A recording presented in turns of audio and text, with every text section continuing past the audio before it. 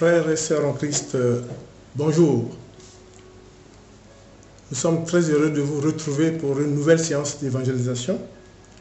Les messagers du Christ, frère Sari, évangéliste, conférencier, et la servante de l'Éternel, Marie Bénie. Prions. Père très saint, Dieu éternel tout-puissant, nous te remercions de nous soutenir dans cette œuvre d'évangélisation de notre ministère prophétique pour le renforcement de la foi des chrétiens. Sois béni de nous accompagner tous les jours. Envoie du haut du ciel l'Esprit Saint afin que son étincelle nous fortifie, nous guide, afin que, Seigneur, nous puissions te glorifier en chantant des louanges d'adoration, en chantant des chants de célébration pour ta puissance et ta bonté. Sois béni pour l'éternité. Amen. Le thème d'aujourd'hui est très important. C'est aimer l'Éternel, le premier commandement de Dieu. Alors, vous savez que ces derniers temps, l'humanité traverse une crise sanitaire, la pandémie, et la présentielle des chrétiens dans les lieux de culte a baissé, et nous essayons à travers les réseaux sociaux de maintenir le lien avec les chrétiens et de continuer l'œuvre d'évangélisation en proclamant la parole du Seigneur, afin que le Seigneur puisse nous fortifier et nous aider à sortir de toutes ces difficultés que nous traversons. Mais c'est le lieu aussi de dire qu'il est bon qu'on puisse célébrer le Seigneur, il est bon qu'on se souvienne que le premier commandement de Dieu, c'est aimer l'Éternel, comme nous allons le souligner au cours de cette évangélisation. C'est vrai que quand on entend ça et là des prédications, des enseignements, très souvent, la place réservée au premier commandement de Dieu est dérisoire. C'est pour ça que les messagers du Christ, serviteurs de l'Éternel, frère Sari et la servante Marie Bénie, on a convenu, sous l'inspiration de l'Esprit Saint, de vous traiter de cette question primordiale, c'est aimer l'Éternel. Mais en fait, vous savez que notre Père Créateur, qui était un Dieu de bonté, a formulé cela à son peuple, cette demande à son peuple, dès qu'il a élu le peuple hébreu pour accomplir la promesse faite à Abraham de le délivrer de l'Égypte et de l'amener en terre promise du Canaan. Et comme nous allons le voir, très tôt, il a précisé à son serviteur Moïse ce qu'il attendait aussi du peuple élu et de tous ceux qui suivent et adhèrent à, je dirais, l'action de l'Éternel depuis la création jusqu'à effectivement la délivrance et ensuite l'arrivée en terre promise et par la suite tout ce qui s'est ensuit avec notamment la délivrance de nos péchés par l'envoi de son Fils Jésus.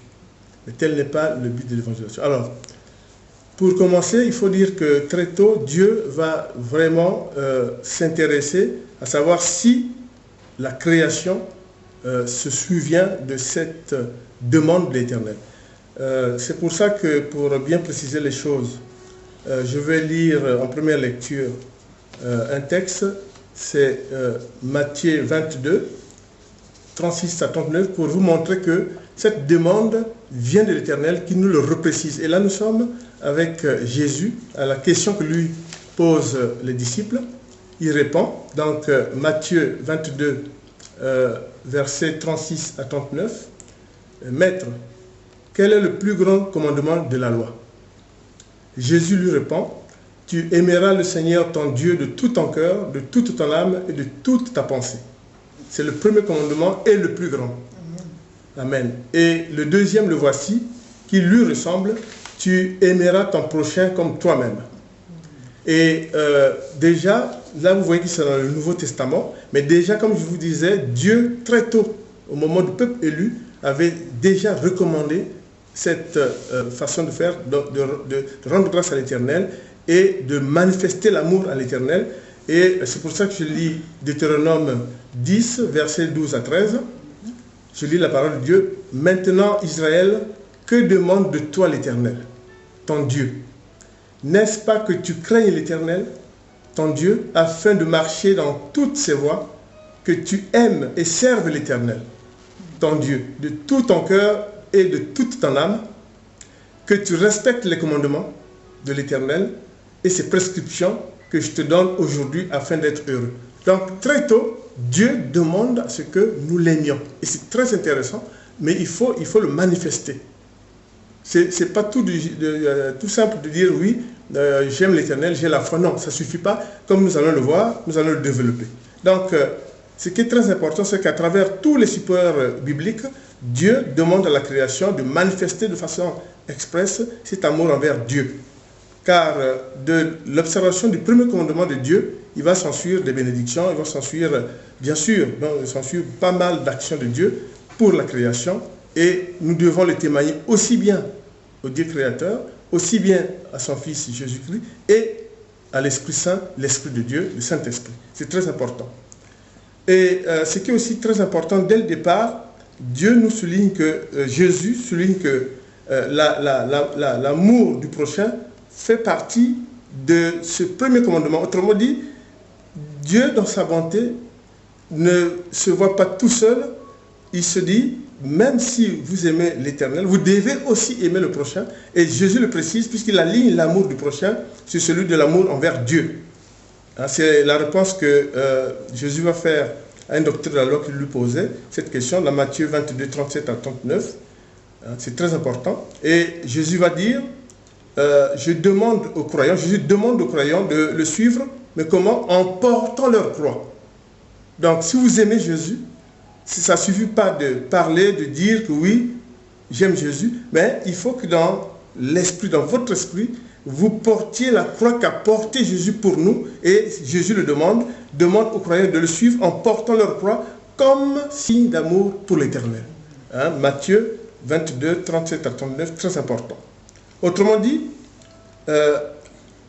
Jésus, par son enseignement et aussi les paroles de Dieu à travers le Deutéronome, à travers le livre de Lévitique, très tôt, l'Éternel nous dit de l'aimer, mais attention, Jésus précise que aimer l'Éternel suppose aussi un sacrifice. Pas seulement porter la croix, puisque Jésus dit qu'il faut tout abandonner pour suivre le Christ. Tout abandonner. En abandonnant tout, en suivant le Christ, on fait une grande preuve d'amour. Et c'est pour ça qu'il le manifeste à travers l'évangile de Matthieu. Et la prophétesse va lire donc Matthieu 10, 37 à 39. Première lecture. Je lis la parole de Dieu, Matthieu 10, versets 37 à 39. Celui qui aime son père ou sa mère plus que moi n'est pas digne de moi. Et celui qui aime son fils ou sa fille plus que moi n'est pas digne de moi. Verset 38. Celui qui ne prend pas sa croix et ne me suit pas n'est pas digne de moi. Voilà. Amen. Amen. Donc, vous le voyez, aimer l'Éternel suppose une prédisponibilité à le suivre, en même temps, dans l'esprit, à porter sa croix, et dans l'esprit, à aimer aussi notre prochain. C'est très important, parce que Dieu de bonté ne pense pas qu'à lui. Dieu est tellement magnanime que même quand vous exprimez votre amour envers lui, mais si par ailleurs vous faites du mal à votre prochain, comme on le verra plus loin, votre expression d'amour envers l'Éternel est de nul effet. C'est très important. Et nous devons aussi percevoir que Dieu de bonté a toujours dit que tu aimeras aussi le prochain comme toi-même. C'est très important, même si ce n'est pas l'objet de la présente évangélisation. Et c'est pour ça que dans Lévitique, Dieu le confirme à nouveau, et c'est très important. Aimer Dieu, c'est marcher effectivement avec son Fils, mais c'est suivre sa parole et concrétiser ce qu'il demande, et en même temps faire par des preuves tangibles que oui, vous aimez l'Éternel, en même temps vous aimez le prochain. Parce qu'on assiste à quoi? On assiste à des gens qui disent oui, j'ai la foi, mais la foi ne veut pas dire que vous aimez l'Éternel. Vous pouvez avoir votre foi et puis ne pas de ne pas effectuer des actes d'amour, ne pas aller au culte, par exemple, ne pas faire des œuvres de charité, etc. Donc c'est très important. Dans le Lévitique, effectivement, Dieu dit, donc c'est la deuxième lecture que je veux faire,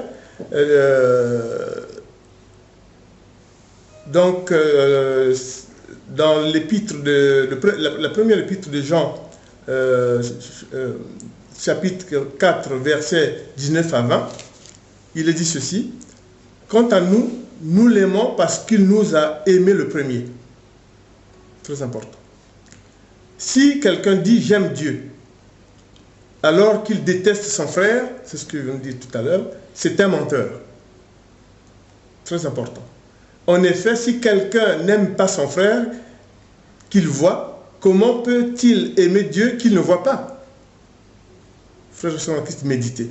Or, voici le commandement que nous avons reçu de lui. Celui qui aime Dieu doit aussi aimer son frère.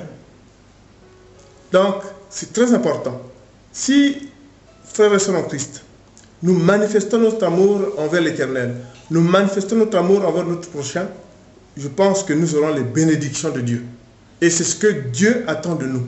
Il ne suffit pas de dire j'ai la foi, il ne suffit pas de dire j'aime Dieu, sans des actes concrets, comme nous allons le voir, sans les actes concrets, sans l'amour du prochain, tout ce que vous pouvez manifester ne compte pas aux yeux de Dieu. C'est très important parce que nous voyons des choses qui se déroulent, on évoque le diable, on évoque des paroles, des paragraphes bibliques qui quelquefois n'ont pas lieu d'être, alors que nous devons manifester en toutes circonstances, en tout temps, notre amour envers l'Éternel par des prières, par des actes, par des enseignements, et c'est très important. Et appliquer les commandements de Dieu, ça c'est très important, c'est aussi l'aimer. Pourquoi? Parce que Dieu insiste sur le fait que même si par nature vous avez la foi, même si par nature vous êtes disposé à écouter la parole de Dieu et à la diffuser, mais les actes sont importants. Donc, obéir au commandement de Dieu, ça veut dire que vous les exécutez. C'est très important.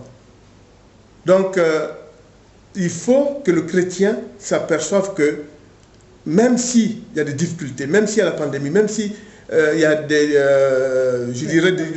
guerres, des calamités, etc., il faut toujours penser à exprimer son amour envers l'Éternel. C'est très important. Souvenez-vous que, par exemple, les apôtres, quand ils ont manifesté leur amour envers Dieu, envers le Seigneur, ils ont accepté de le suivre. Hein? Et comment ça s'est passé? Jésus les a appelés, il a dit, bon, Matthieu, lève-toi, ou à Pierre, hein, avec son frère, il a dit, qui étaient des pécheurs, il a trouvé, il a dit, levez-vous, suivez-moi, je veux faire de vous des pécheurs d'hommes. Et ils ont suivi le Christ, ils ont manifesté leur amour au Christ jusqu'à effectivement jusqu'à la passion du Christ, jusqu'à la résurrection. Ils ont aimé le Christ, ils ont manifesté par des actes d'amour. C'est très important. Hein? Donc, ce qui est aussi très important, c'est vous devez manifester que vous êtes attaché à Dieu par la personnalité de son Fils qui était homme-Dieu. Dieu fait homme. Il nous a enseigné, il a laissé un héritage qu'il faut absolument suivre et appliquer. Et dans la troisième lecture, Jean nous le reprécise d'ailleurs, c'est Jean chapitre 15, versets 10, 18 et 19. Si vous gardez mes commandements, vous demeurez dans mon amour, de même que j'ai gardé les commandements de mon Père, et que je demeure dans son amour. Le monde vous déteste, sachez qu'il m'a détesté avant vous. Amen. Si vous étiez du monde, le monde vous aimerait car vous seriez à lui. Vous n'êtes pas du monde. Mais je vous ai choisi du milieu du monde, c'est pour cela que le monde vous déteste. Autrement dit, Dieu veut nous dire que en l'aimant, en aimant son Fils, évidemment, c'est jusqu'aux conséquences que cela peut entraîner. Et c'est ce que les premiers disciples ont vécu. Vous savez qu'ils ont vécu le martyre, la plupart ont été martyrisés. Mais Dieu a prévenu, Jésus a prévenu. Et en sachant tout cela, en sachant que le monde peut vous détester à cause de Dieu et que vous vous accrochez au Seigneur par amour, l'Éternel soit béni. Ça veut dire que vous avez manifesté votre amour envers l'Éternel en dépit des conséquences qui pouvaient arriver. Et c'est très important. Donc, les disciples étaient prêts à donner leur vie pour l'amour pour le Christ. C'est très important. Beaucoup sont morts en martyrs, comme je disais.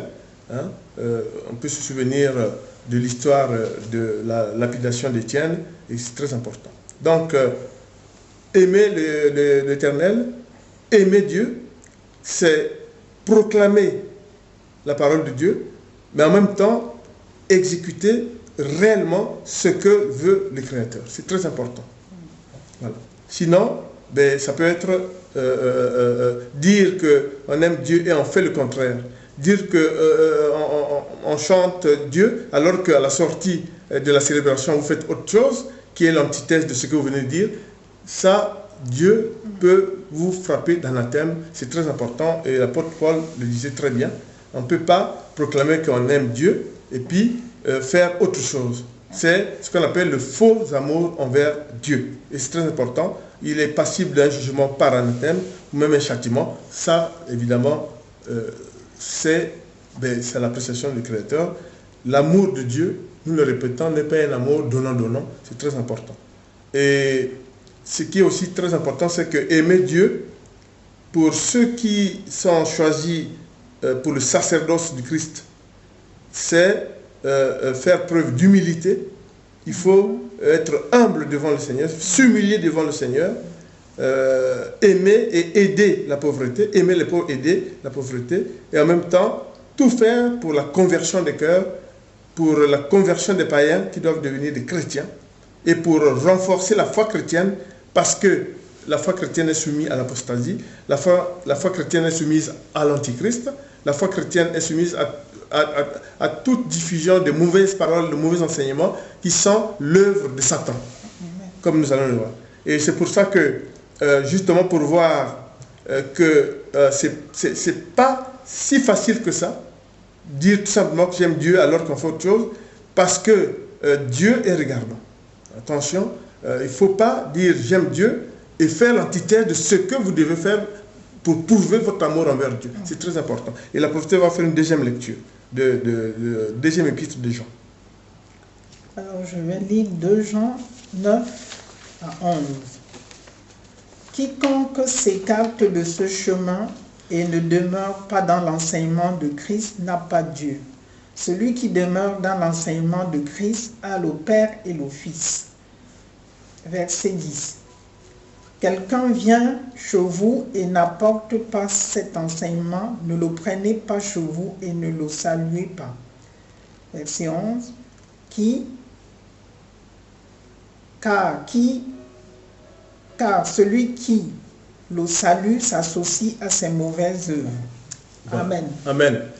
Vous avez vu? Donc, aimer l'Éternel, le dire comme ça, alors que dans la réalité, dans la pratique, vous faites autre chose, franchement, c'est peine perdue, c'est pas aimer l'Éternel. Et nous vous donnons ces choses-là parce que ça peut paraître facile, hein, le premier commandement de Dieu. Mais je vous dis, quand on voit tout ce qui se passe, notamment dans les réseaux sociaux, il y a très peu de place donnée au premier commandement de Dieu. Ça, c'est très important. C'est pour ça que nous avons préféré monter au créneau pour vraiment proclamer notre amour en l'Éternel et vous amener avec nous pour que tous ensemble, on montre à l'Éternel que nous l'aimons. C'est très important. Mais posons-nous la question. Dieu lui-même a fait preuve d'amour envers nous. Nous pouvons lister les actes d'amour envers Dieu.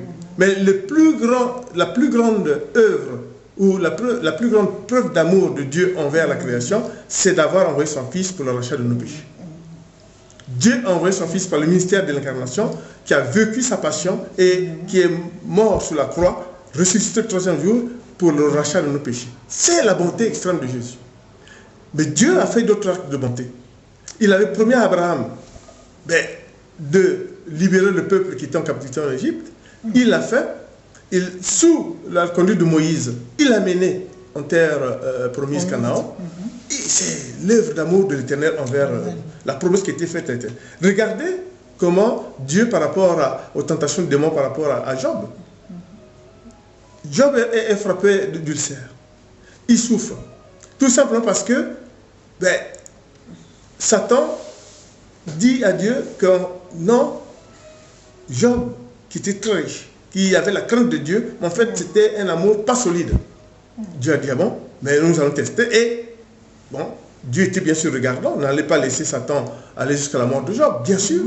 Mais Job, prenez bien, relisez bien votre lecture du livre de Job, n'a jamais failli du point de vue de son amour envers l'Éternel. Sa femme, ben, vous avez vu la position de la femme, il s'est dit, oh non, mais vraiment, comment Dieu, bon, tu es frappé d'ulcère, ça ne va pas. Il a maintenu sa position, son amour envers l'Éternel, et l'Éternel le lui a rendu, puisqu'il a rendu tous ses biens. C'est vrai que les enfants morts ne sont pas revenus, mais il a eu des richesses multipliées par X par rapport à ce qu'il a avant, et surtout que Dieu l'a restauré. Mais parce que Dieu était convaincu de l'amour de Job. Donc c'est ça l'amour. Il faut manifester l'amour envers Dieu par des preuves concrètes. Regardez, par exemple, après la résurrection, quand Jésus, au bord du lac Tibériade, demande 3 fois à Pierre, même tu, je ferai de toi le berger de mes brebis. Pierre, 3 fois, je ferai de toi le berger de mes brebis. Et à la 3e fois, Pierre a répondu. Alors, pourquoi 3 fois? Jésus veut montrer par là que êtes-vous sûr d'aimer l'Éternel? Quand vous dites que vous aimez l'Éternel, mais ça veut dire que vous avez des preuves et des actes qui vont avec. Et pour les gens qui ont lu le terme en hébreu et les premières traductions de ces questions posées à Pierre, c'est que la 3e réponse est la réponse qui avait satisfait Jésus, parce que la 3e réponse était une réponse filiale. Pierre répondait d'une manière filiale au Christ. Et Jésus l'a établi comme, effectivement, on le verra plus tard, quand à la résurrection, il dit à Pierre de conduire effectivement les actions, le développement, l'expansion de l'Église contre Christ. Donc, là, Jésus demande expressement, et Jésus traduit par conséquent son amour pour ses serviteurs. Donc, les serviteurs lui rendent bien. Pierre dit, oui, je t'aime et tu seras le berger de mes brebis. Ça, c'est très, très, très important. Ben, voyez, par exemple, comment Dieu a traité pas mal de femmes qui avaient des difficultés d'avoir des enfants, qui étaient stériles. Élisabeth, notamment, la maman de Jean le Baptiste, Anne, Suzanne, etc., la mère de Samuel. Tous ces cas, ben, Dieu a manifesté sa bonté envers la création. Il y a eu des cas individuels, on a parlé de Job, mais on peut aussi parler de la chatte de Sarah, qui avait toutes ses fiancées étaient toujours tuées dans sa chambre par le démon qui y était caché. Et Dieu va exaucer la prière de la chatte de Sarah en envoyant l'archange Gabriel, avec Tobie, et on sait quel est l'épilogue de cet amour de Dieu qui a résolu le problème de la chatte de Sarah. Donc ça aussi très important. On se souviendra aussi de comment Dieu a prolongé 15 ans de vie au roi Ézéchias qui était dans le désarroi. Donc le prophète Élie, Dieu a dit, je prolonge de 15 ans, il a fait 15 ans de plus, et voilà, il a remercié le Seigneur. Mais en plus, il y a un acte que nous n'en parlons pas trop dans les réseaux sociaux, de l'amour de Dieu, alors que Dieu lui a montré son amour. Jésus a montré son amour, c'était le dernier repas du Christ, le jeudi saint. Il organise tout ça, puisqu'on verra qu'il a pris la chambre haute, et au cours de ce repas, il va faire un acte d'amour, il va laver les pieds des disciples, tout en partageant un repas. Donc il veut dire quoi? Il veut dire qu'en toutes circonstances de votre vie, pensez à l'amour du prochain, pensez aux actes de générosité. Il lave les pieds des disciples, il lave les pieds des disciples et même de celui qui va le trahir. Ça c'est très important. Le dernier repas du Christ, je vous le cite comme preuve d'amour que Dieu a manifesté. Nous devons aussi nous le faire. C'est très important. Il y a aussi un acte d'amour que vraiment nous, messagers du Christ, aimerons insister là-dessus. Que fait le jeudi, au dernier repas du Christ, que fait Jésus? Jean va poser sur la poitrine de Jésus sa joue. vous vous souvenez, hein, il pose... ça dénote de quoi? Bon, bien sûr que les évangélistes ont traduit ça. C'est vrai que Jean, bon, c'était le cousin de Jésus, mais parce que sa mère Salomé était cousine de Marie. Mais dans les évangiles, Jean est dénommé le disciple que Jésus aimait. Voilà. Vous vous souvenez qu'on dit le disciple que Jésus aimait a posé sa joue sur sa poitrine. Ça, c'est un acte d'amour sublime qui traduit que Dieu est aimant. Et Jean aussi est aimant parce que, sachant que le Christ leur annonçait que bientôt il va mourir, Jean va aussi faire cet acte d'amour. C'est pour dire que l'amour envers Dieu doit être marqué par des actes. Ça, c'est très important. Hein. Donc, Jésus laisse Jean, hein, qui est posé sa joue sur sa poitrine, le jeudi saint, c'est très important. Et il y a des enseignements de Christ aussi, où Jésus montre que le Père est disposé à nous recevoir, parce que lui-même, il est bon. Bon, c'est dans Jérémie, vous pouvez lire dans Jérémie, le retour d'exil, où Jérémie dit que Dieu accueille ceux qui reviennent vers lui. Donc ça, c'est très important, c'est des actes de bonté de Dieu. Ensuite, souvenez-vous, lui-même, le Christ, la parabole de l'enfant prodigue, l'enfant est parti, a fait la gabégie, a perdu de l'argent. Jésus, dans cette parabole, le père est là debout, il voit au loin le cadet qui arrive, il part, il met, il dit, oh non, déjà il avait annoncé, vous savez, préparer la bague, oh mon fils revient, voilà, il renaît. Pour lui, le fils renaît. Donc c'est très important. C'est une transcription de la bonté de Dieu. Autrement dit, Dieu nous montre que voilà, je vous aime, j'aime la création. Et comme on a vu au début de cette évangélisation, nous devons manifester notre amour en retour envers l'Éternel par des actes concrets. Amen. Par des actes concrets, pardon, c'est très important. Il y a aussi un acte d'amour qui, dans la Bible, dans les évangiles, souvent, nous on n'insiste pas là-dessus, c'est la résurrection de Lazare.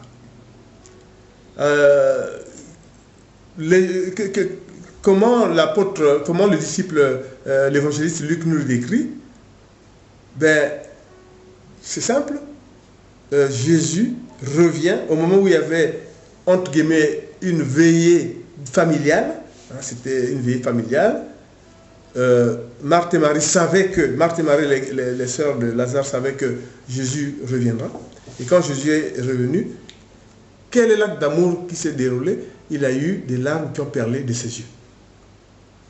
Lisez votre Bible, vous lisez que Jésus est humain. C'est l'humanité de Jésus qui est Dieu. Dieu fait homme. Donc il a eu des larmes qui ont perlé et ensuite il a procédé à la résurrection de Lazare par amour. C'est très important. C'était dans les Écritures, c'était prévu et c'est très important. Ensuite, souvent ce que nous n'évoquons pas toujours, c'est la providence. Dieu est amour parce que Dieu est providence. Il n'y a pas un seul homme sur terre qui peut se dire « je suis la providence ». C'est seul l'Éternel et la providence. Un exemple de la providence de sa bonté, qui a conduit le bateau de Noé jusqu'à la terre ferme. Il y avait un commandant de bord. C'est Dieu l'Éternel. Par ce qu'on appelle la providence. La providence a conduit le bateau de Noé jusqu'à bon port. Et c'est ça l'épreuve d'amour. C'est la providence. Nous aurons une occasion où nous ferons une évangélisation sur la providence.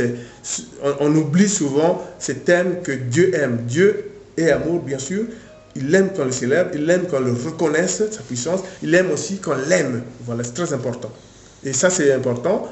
À l'image du bateau de Noé, je donnerai comme exemple les pérégrinations du peuple élu dans le désert qui les conduisait. C'est le Créateur, bien sûr, sous l'égide de Moïse qui obéissait au Christ. Qui obéissait, par exemple, à Dieu. Alors, quelles ont été les manifestations des premiers chrétiens, nos prédécesseurs? Suivons l'exemple des premiers chrétiens. Aujourd'hui, là, je vous dis, il y a très peu d'actes. Il ne suffit pas de se retrouver, crier dans tous les sens, danser dans tous les sens et sortir de là où on a aimé Dieu. Attention, hein, c'est pas comme ça. Aimer Dieu, nous venons de vous le montrer. par des actes concrets, par l'attachement, par... Dieu a dit, ça peut aller même jusqu'à votre propre vie, tel que les disciples ont été martyrisés. Aimer Dieu, hein? Vous savez que dans les temps actuels, c'est très important. L'actualité nous montre, hein? Il y a pas mal de meurtres, etc. Au nom de Dieu, hein? Attention. Mais il faut effectivement ne pas avoir peur, comme disait Jésus à Moïse. Donc, n'ayez pas peur. Il faut exprimer votre amour envers l'Éternel. Alors, comment les premiers chrétiens ont-ils manifesté leur amour? Mais c'est que les psaumes, les cantiques et les proverbes sont la manifestation de la reconnaissance de la bonté de Dieu envers la création. Donc, les David, les Salomon, ils ont écrit ça, des livres sapientaux, pour traduire leur attachement au Christ, leur attachement à Dieu. C'est très important. Donc les premiers chrétiens, c'était ça. Et nous devons continuer à développer ça. Et c'est pour ça que je vais lire en quatrième lecture un passage un psaume pour vous montrer que c'est très important que ces psaumes, les cantiques, les proverbes traduisent l'amour de l'homme envers Dieu. Psaume 96, versets 2, 7, 9. Chantez en l'honneur de l'Éternel, bénissez son nom, annoncez le jour en jour son salut. Famille des peuples, rendez à l'Éternel gloire et honneur. Rendez à l'Éternel la gloire due à son nom. Apportez-lui des offrandes et entrez dans ses parvis. Prosternez-vous devant l'Éternel avec des ornements sacrés. Tremblez devant lui, habitants de toute la terre. Amen. Amen. C'est très important, comme je vous le disais. Et ça, c'est vraiment les manifestations des premiers chrétiens envers le Créateur. Il y avait notamment aussi David, hein, qui était serviteur de Dieu. Dieu disait d'ailleurs que David était un grand serviteur parce qu'il exécutait ce que Dieu lui demandait. Et vous savez que pour traduire l'humilité, pour s'humilier devant l'Éternel, David a dansé presque nu. Hein, vous allez dans le livre de Samuel, hein, deuxième livre de Samuel, chapitre 10, verset 5. Hein, donc, où David danse presque nu devant l'Éternel pour s'humilier pour l'amour. Donc, les premiers chrétiens ont manifesté leur amour et essayant de suivre l'exemple. Et tout à l'heure, nous allons le voir aussi, que dans le Nouveau Testament, Jésus nous enseigne, les évangélistes nous ramènent des actes aussi qui prouvent l'amour des premiers chrétiens envers Dieu. Nous allons lire tout à l'heure par la prophétesse, la femme qui verse le parfum sur la tête du Christ. Mais vous allez voir comment est-ce que Jésus réagit. C'est très important. Zacharie, qui de prêtre devient prophète, remercie Dieu par le bénédictum, hein, de Zacharie. Très important. J'ai parlé de Jean qui pose sa joue sur la poitrine du Christ. C'est très important. Et la prophétesse va donc lire en troisième lecture Luc pour montrer que comment nos prédécesseurs, les premiers chrétiens, ont manifesté leur amour en Dieu et que devons-nous faire. Voilà. Alors je vais lire la parole de Dieu, Luc 1, versets 67 à 69.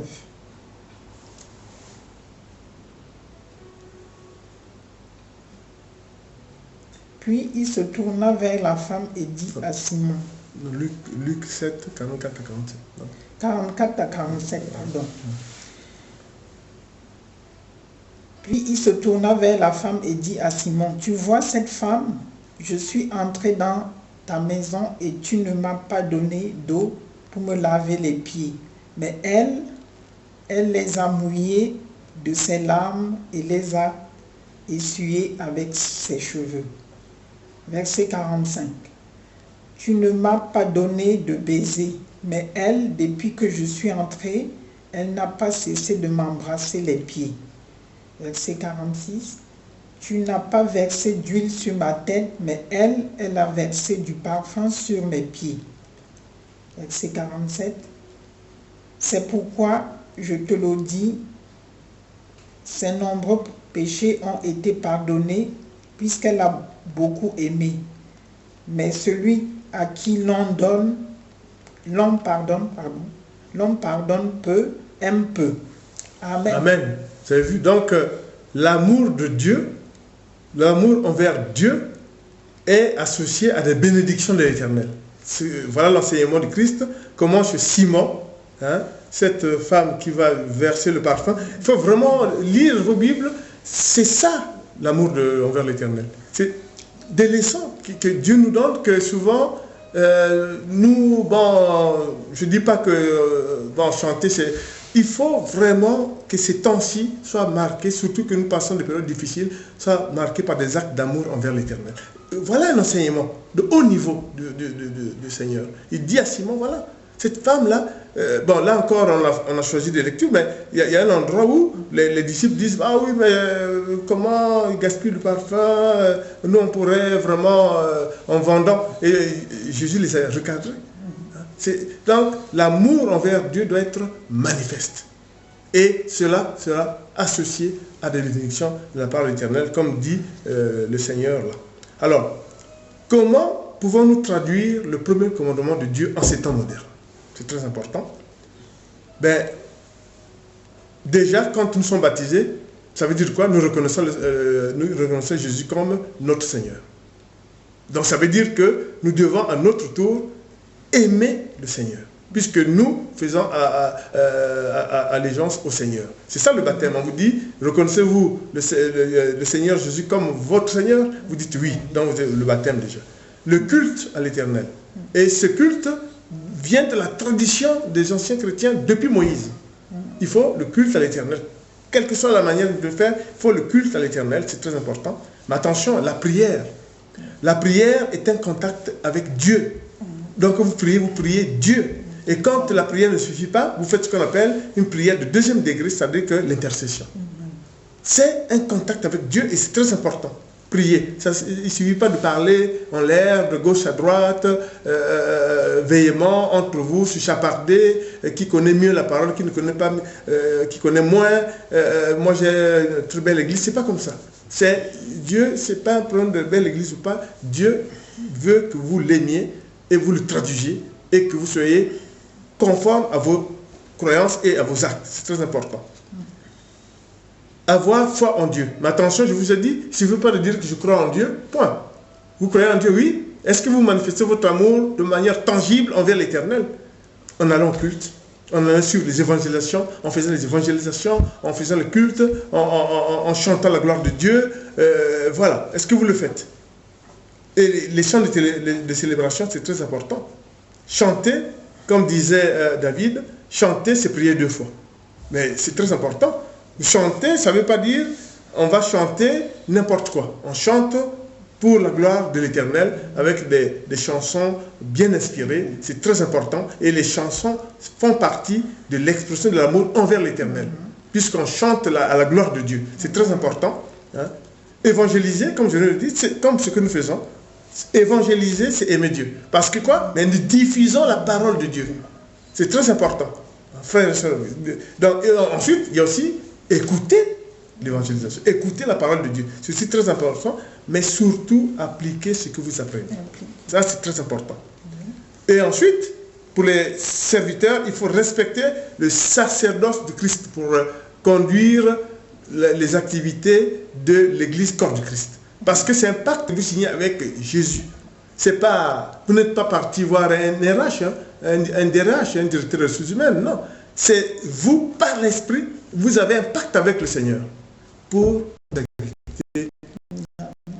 Voilà. Ça, c'est très important. Donc, c'est pour vous dire que ça aussi, c'est important pour les serviteurs de Dieu de continuer à servir le Seigneur en pratiquant les bons actes de telle sorte qu'il y ait une adéquation entre ce que fait le serviteur en enseignement, en conduite des activités du corps de Christ et ce qui réellement il rend au Seigneur pour que le corps de Christ puisse se développer. C'est très important. Sans oublier que souvent les gens ne savent pas, mais même quand vous faites des œuvres humanitaires, caritatives, vous respectez aussi, vous aimez aussi Dieu. Pourquoi? Mais qu'est-ce qu'on vous a dit dans le premier commandement? Qu'est-ce que Jésus dit? Que dit le Seigneur? Il agence le premier commandement à l'amour du prochain. Donc, quand vous faites les œuvres en faveur de la pauvreté, c'est le premier commandement qui dit que vous aimerez l'Éternel, de votre Dieu, de tout ton cœur, de toute ton âme, et ton prochain comme toi-même. Très important. Donc ça, vraiment, les œuvres caritatives traduisent aussi l'amour envers l'Éternel, c'est très important. Et le psaume 100, je vous invite à le lire, traduit aussi l'amour envers l'Éternel et ce que nous devons faire. Les actes de foi sont très importants. Aujourd'hui, on n'observe pas trop, mais comme je venais de vous lister tout ce que je vous ai dit, il est très important de savoir que Jésus a prévenu que m'aimer peut vous exposer à pas mal de choses à cause de mon nom, et les disciples l'ont accepté. Et on sait ce qui est arrivé, notamment à Étienne, la réputation d'Étienne, comment cela est arrivé. L'acte 6, versets 55 à 59, qu'on ne va pas relire, mais lisez votre Bible, vous verrez ce que ça donne. Et puis ensuite, il faut savoir que pour Jésus, tout croyant est un disciple du Seigneur. Ça, c'est très important aussi. Pour ce faire, je vais lire Marc 8, chapitre 8, versets 34, 35 et 38. Puis il appela la foule avec ses disciples, il leur dit, « Si quelqu'un veut être mon disciple, qu'il renonce à lui-même et qu'il se charge de sa croix et qu'il me suive. En effet, celui qui voudra sauver sa vie la perdra, mais celui qui la perdra à cause de moi et de la bonne nouvelle la sauvera. Amen. En effet, celui qui aura honte de moi et de mes paroles, au milieu de cette génération adultère et pécheresse, le Fils de l'homme aura aussi honte de lui, et quand il viendra dans la gloire de son Père avec les saints anges, il aura honte de lui. Amen. Souvenez-vous, c'est des paroles très fortes. Aimez l'Éternel, le premier commandement. Rappelez-vous de ça. Nous, messagers de Christ, vraiment, on vous amène avec nous pour franchement manifester encore plus fortement l'amour envers l'Éternel. C'est très important. Et c'est pour ça que, par ce qu'on vient de lire, Jésus introduit le caractère du sacrifice pour aimer le Christ et le suivre. Il y a un sacrifice. Ce n'est pas seulement comme ça. Il dit, attendez-vous à ça. Et effectivement, vous voyez dans l'actualité, il y a pas mal de choses qui arrivent aux chrétiens. Bon, là, ce n'est pas le lieu de parler de ces aspects, mais vous suivez l'actualité, ce n'est pas facile. Et Jésus a prévenu. C'est très important. Ce qui est sûr aussi, c'est que les actes d'amour doivent suivre l'écoute de la parole de tous les croyants. Et autrement dit, pour manifester votre amour envers Dieu, même si vous n'êtes pas, vous êtes simple croyant, c'est au moins obéir à ses commandements. Et que vous connaissez. Et ça, c'est déjà, même si vous n'êtes pas encore baptisé, c'est très important. Parce que le jour du jugement dernier, il n'y aura pas que ceux qui ont la foi ou qui ont été baptisés qui seront jugés par le Seigneur de toute leur vie terrestre. Ce sera tout le monde. Donc, c'est là aussi un appel que le Christ fait à toute la création, de suivre les enseignements du Christ et pour faire un premier pas vers la conversion. Et c'est très important. C'est pour ça que Jésus disait, tout croyant est un disciple du Seigneur. C'est très important. Tout croyant est un disciple du Seigneur. On vient de vous lire.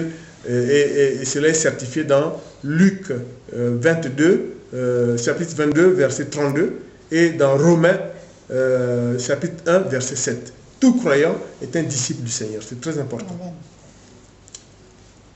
Et je disais tout à l'heure qu'il faut faire attention. Il ne suffit pas de tout crier comme ça et dire que j'aime le Seigneur et que tout se passe bien. Pourquoi? Parce que dans le livre, la première lettre aux Corinthiens, Paul, quand il est allé plusieurs fois dans les assemblées à Corinthe, il était étonné. Il leur a dit clairement ceci. Dans vos assemblées, on sent qu'il y a pas mal de discussions, pas mal de divisions, mais on est surpris aussi par le fait que justement, parmi vous, il y a beaucoup qui parlent en langue. Parmi vous, il y a beaucoup qui parlent en langue, et cependant, c'est ici qu'il y a beaucoup d'appétence pour les péchés de la chair. Ils ne comprenaient pas. Qu'est-ce qu'il voulait dire par là aux serviteurs qui étaient à Corinthe? Mais il voulait tout simplement dire que, comme nous l'avons fait au départ, il ne suffit pas de parler langue, dire que oui, j'aime Dieu. Mais comment ça se fait que dans ce milieu de Corinthe où on parle beaucoup en langue, et ça soit là qu'il y ait beaucoup d'appétence pour les péchés de la chair? C'est très important. Et aimer Dieu, c'est bien se conduire. C'est ce que veut dire l'apôtre Paul. Je vais lire tout à l'heure ça. C'est très important. Hein? C'est pas possible que vous parlez en langue, ça veut dire que vous êtes des appelés de Dieu, ça veut dire que... Et la pratique est différente. Et c'est pour ça que même l'apôtre Paul disait, vous ne voyez pas qu'autour de vous, certains ont disparu. Mais pourquoi ont-ils disparu? Réfléchissez. Parce qu'ils ont bravé Dieu, parce qu'ils ont offensé Dieu, et autour de vous, on voit plus certains visages. C'est très important. Lisez dans l'épître des Corinthiens, vous voyez ce que dit. Je vais lire donc justement première épître de Corinthiens, chapitre 5, versets 1, 5 et 11. On entend généralement dire qu'il y a l'immoralité sexuelle parmi vous. Ça, c'est l'apôtre Paul qui dit. Mais c'est Dieu. Et une immoralité telle qu'on ne la mentionne même pas chez les non-croyants. C'est au point que l'un de vous a pris la femme de son père, livré un tel homme à Satan pour la destruction de la nature pécheresse, afin que l'esprit soit sauvé le jour du Seigneur Jésus. En fait, ce que je vous ai écrit, c'est de ne pas entretenir des relations avec quelqu'un qui, tout en se disant votre frère, vit dans l'immoralité sexuelle, est toujours désireux de posséder plus, idolâtre, calomniateur, ivrogne ou violeur, ou voleur, de ne pas même manger avec un tel homme. Amen. Amen. Voyez-vous, ça cadre encore avec ce que nous, messagers de Christ, avons dit au début de cette évangélisation. Faites attention, il faut faire suivre la parole, l'amour traduit en parole avec les actes. Et là, l'apôtre Paul vient de le dire, et je vais vous lire un texte biblique qui le dit très clairement. Donc, Dieu aime la création, et c'est pour ça que Dieu, par le psaume 23 que nous appelons hymne du chrétien, il dit, le Seigneur est mon berger, je ne manquerai de rien. Et quand je traverserai la vallée de l'ombre de la mort, il sera avec moi. Donc, c'est très important de dire que Dieu est amour. Rendons-le cet amour en sachant que quand nous traverserons la vallée de l'ombre de la mort, mais si nous n'avions pas eu bonne pratique, si nous ne respections pas les paroles de Dieu, ce qu'il nous demande, en tout cas, vous pouvez être sûr que vous traverserez la vallée de l'ombre de la mort tout seul, sans le Seigneur. Et vous savez qu'en sont les conséquences. Parce que c'est bien, Dieu est magnanime, Dieu est de bonté. La bonté de Dieu est immense comme il a prouvé. Mais quand vous traverserez la vallée de l'ombre de la mort, comme dit le psaume 23, ça suppose que vous adhérez et que par vos actes, vous aimez le Seigneur. Et c'est en aimant le Seigneur que vous n'allez rien craindre parce qu'il est avec vous. Amen. Attention, faites très attention, glorifions le Seigneur, manifestons notre amour au Seigneur, aimons le Seigneur par des actes, c'est très important. Attention à l'hypocrisie, aimer Dieu et faire par ailleurs l'iniquité est terrible, terrible, car vous expose à la colère de Dieu. Et la prophétesse va faire une 4e lecture pour que vous en preniez le bon sens. Alors je lis la parole de Dieu, Matthieu 7, versets 21 à 23. Ceux qui me disent « Seigneur, Seigneur » n'entreront pas tous dans le royaume des cieux, mais seulement celui qui fait la volonté de mon Père céleste. Verset 22. Beaucoup me diront ce jour-là, Seigneur, Seigneur, n'avons-nous pas prophétisé à ton nom? N'avons-nous pas chassé les démons à ton nom? N'avons-nous pas fait beaucoup de miracles à ton nom? Verset 23. Alors je leur dirai ouvertement, je ne vous ai jamais connu. Éloignez-vous de moi, vous qui commettez le mal. Amen. Amen. Qu'est-ce qu'on peut encore faire comme commentaire avec la prophétesse? Aimer Dieu, c'est manifester concrètement votre amour envers lui en parole, mais en acte. En acte sans iniquité. Et comme l'a dit l'apôtre Paul, J'insiste parce que dans le réseau social, il n'y a pas. On voit beaucoup de vidéos sur, chaque homme de Dieu est libre de faire ça. Mais nous plaidons pour qu'il y ait vraiment des actes de vidéos où la gloire de Dieu, c'est très important. Il n'y a pas beaucoup. C'est pour ça que nous insistons sur le fait que, comme a dit l'apôtre Paul, ça ne sert à rien de parler en langue tous, alors que c'est là où il y a les péchés de la chair.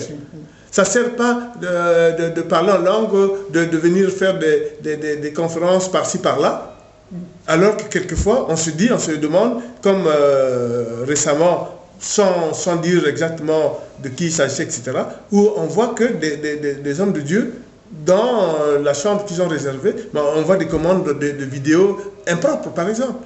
Vous êtes un homme de Dieu, vous pas, parce que tout se sait, vous commandez des vidéos pensant, mais on sait que c'est vous qui avez été là dans cette chambre.